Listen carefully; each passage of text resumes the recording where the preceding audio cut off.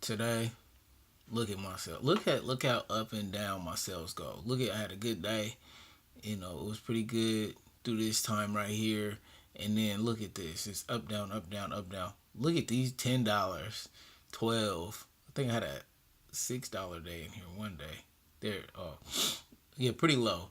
But in today, only 32.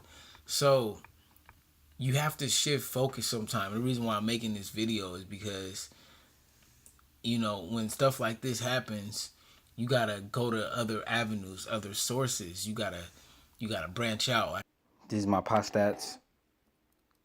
I didn't really start getting involved in this, and really until like a month and a half ago, I started getting kind of serious about it. Start upping my listings.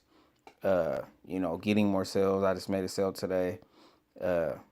I'm just trying to diversify. So my whole thing is in making this video is you have to follow the money. I mean, some people are strictly Amazon, some people are strictly eBay, and now, excuse me, Poshmark is coming into the game, and I'm starting to get way more involved on Poshmark just because of eBay slowing down, and so it's all about innovating. It's all about adapting.